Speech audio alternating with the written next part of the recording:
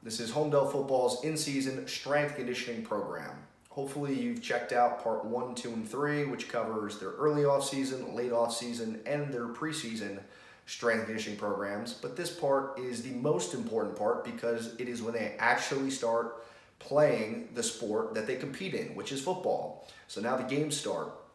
The number one thing that you need to remember is that the point of strength conditioning is to physically prepare them to perform optimally at their given sport. It is not to make them better at lifting weights or make them better at doing random conditioning drills. Your job is to keep them healthy, do no harm. Ideally, you want to help prevent injuries, and it's to help them perform optimally and peak at the end of the season when the playoffs come around, when the championships come around, and the most important games are being played. So some basic background information on Holmdel. Usually from year to year, we're working with about 45 kids on the JV and varsity team. JV games are on Mondays, varsity games are on Fridays usually, sometimes they're on Saturdays. So I always plan for the season to be 12 weeks in duration, sometimes 13 weeks, depending on how far you're to go. That would mean you're going all the way to the championship round. Every team's going to play a minimum of 10 games, but you really want to plan like you're going to make it to 12 because that could happen and that should be the goal, and that's always our goal. So I have weeks 1 through 3, week 4 through 6, 7 through 9, and then the playoffs is 10 through 12. The goal of each block is to conservatively increase their strength and power, and at the very least maintain their strength and power and all of the progress they have made over the course of the off season. Many times teams kind of stop training in season, in which case you kind of have to ask yourself, why would you train so hard in the off season to stop when the games come around when it's the most important time to be in good shape? So you got to ask yourself that. So we are going to keep training in season. The duration of each block is 3 weeks in duration. We're no longer going to do deloads on the 4th week because I'm not training them enough, and that's why you do deloads, is to drop fatigue and keep them healthy. But we're not training nearly as hard as we were because I only see them 3 days a week. That leaves my next block. We're training 3 days a week. So varsity would be Mondays is lower body training with some higher intensity conditioning. And then Tuesday is upper body training for the entire team.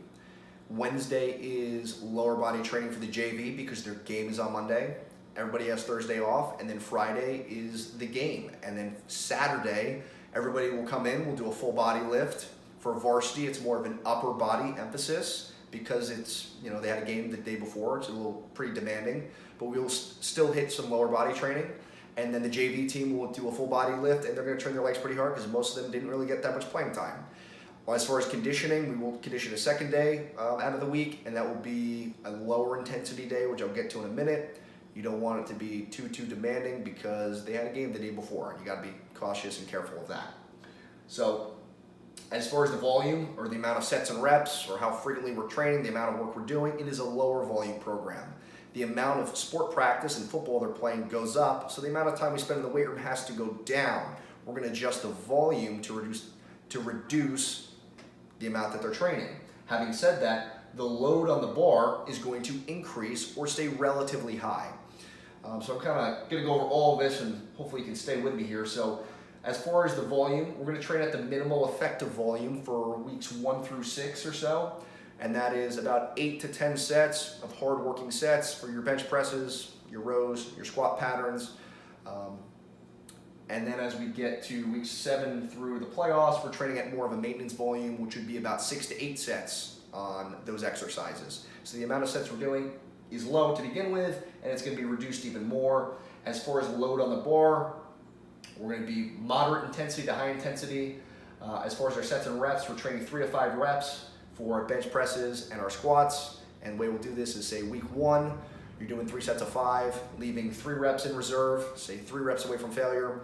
Week 2, it would be increase the weight, it would be 3 sets of 4, leaving about 2 reps in reserve, 2 reps away from failure. And then week 3, we're doing 3 sets of 3, leaving 1 rep in the tank, 1 rep away from failure with perfect form. So we are still training at a heavy load, a good amount of weight on the bar, but it's a substantially lower volume. It's not nearly as demanding for them. And we're going to do that for weeks 1 through 3, and then we'll go to weeks 4 through 6. We'll go back to 5 reps, a little bit heavier than where week 1 was, and then we'll go back to 4 reps, a little bit heavier than week 2 was, and back to 3 reps, a little bit heavier than week 3 was, but again, leaving a little bit in the tank. As far as actually how we're going to load that, we're either doing ascending sets, so increasing the weight from set to set. We're doing the same weight straight across. Some modifications that I'll do is varsity will train back squats on Monday, and then they will do box squats the day after a game because they're a little bit less taxing and it's a little bit above parallel. It doesn't take nearly as much out of them. JV guys will train back squats twice a week. I'm not really that concerned about them training hard on that Saturday because most of them have Friday off and Thursday's a walkthrough. As far as that's not including our hang cleans and high pulls, which I have them doing. Again, training in the 3 to 5 rep range, lower volume, moderate intensity to a little bit higher intensity, but again, never missing any reps, working on good bar speed.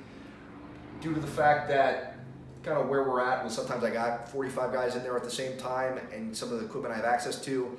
I used to do some complex training where we do back squats, superset with box jumps. I've done away with that because we really don't have reliable boxes to jump onto. It's really not that safe, and the worst thing that could happen is have somebody get injured in season. So I stick with some really simple hurdle hops, forward hop, stick to landing, some ladder hop, stick to landing, low, moderate volume, and just working on jumping as high as you can. Really good mechanics paired with the high pulls and the hang cleans. I think as far as power stuff, we're in a pretty good spot with that to go along with all the football that they're actually playing, all the hitting they're doing, and all the explosive movements they're doing there. As far as conditioning, what I do is I'll have weeks 1 through 3. Their higher intensity day will be lactic power, so it's a maximal sprint that takes about 20 seconds in duration, and then they'll get 3 times that duration for rest. So they're going to sprint, it'll be about 20 seconds in duration, and then they'll get week 1, they'll get about 70 seconds rest, week 2, 65 seconds rest, week 3, 60 seconds rest. So rather than doing more reps, we'll just reduce the rest period slightly. We're going to do 8 reps total for all 3 weeks. And then I'm going to move to lactic capacity type stuff, which is about a 10-second duration high intensity sprint. And then they're going to get about 55 seconds rest, week 1, week 2, 50, week 3, 45, but the same thing, about 3 times the amount of rest to the actual work. So high intensity, adequate rest, high intensity, adequate rest, and we're actually going to do 12 repetitions because the overall volume is going to be reduced as they're only running about 60 yards of duration. And then we'll go back to lactic power. I'll ask them to run at a faster pace and reduce their rest period, but the actual amount of sets or reps we're doing will be a little bit less than where we are at week 1 through 3. And then same thing for lactic capacity. Short duration sprints, a little bit faster pace, a little bit shorter rest periods, but the overall amount of reps we're doing is going to be reduced, just like the volume we're doing for our lifting, the volume we're doing for our conditioning is going to be scaled back because we want them to peak and perform optimally and be playing football is their priority. So that is what they're doing as we get closer to the end of the season. Our second day of conditioning is a lower intensity day. These would be extensive tempo runs. These are really common with track sprinters, where they have days where they have high intensity sprint days and then lower intensity extensive tempo days to work on mechanics, get some low intensity conditioning stuff in here. I think they're great.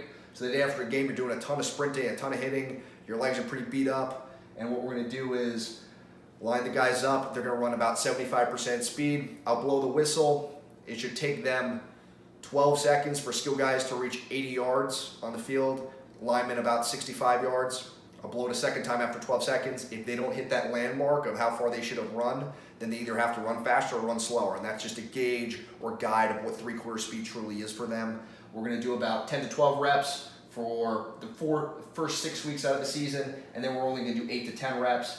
And the amount of reps I dictate or decide how many they're gonna do is gonna depend on how taxing their game was. If it was a game that they had to play 4 quarters in and guys got a ton of reps, maybe we're gonna kind of do on the lower end as far as our running.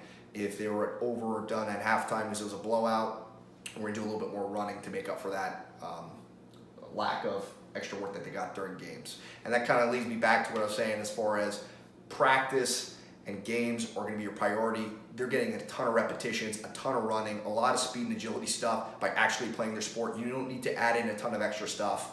I add in 2 days a week because we have only 45 guys on our team.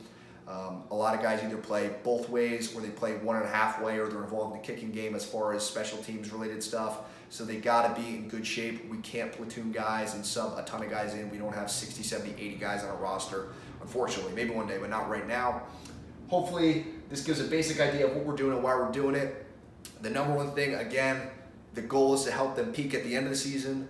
When the playoffs come around, that's the most important thing. Help them peak at football. Don't help them peak at just lifting weights or running, because that's not the point of your job. Their job is to make sure that they're peaked at the end of the year. 2 is do no harm. Don't overtrain them. Make sure they're not getting injured. Keep them healthy and try and prevent injuries. And 3, make sure that they keep training in season. Make sure they maintain their body weight. I do include a recovery card on their lifting sheet where they can track off if they ate breakfast, if they ate lunch, are they hydrating. I continue to weigh them in, make sure they maintain their body weight. If they do that, they'll usually be playing pretty good football at the end of the year. We've had some success the last few years, and hopefully you've enjoyed watching parts 1 through 4. Thanks for taking the time, and that's pretty much it.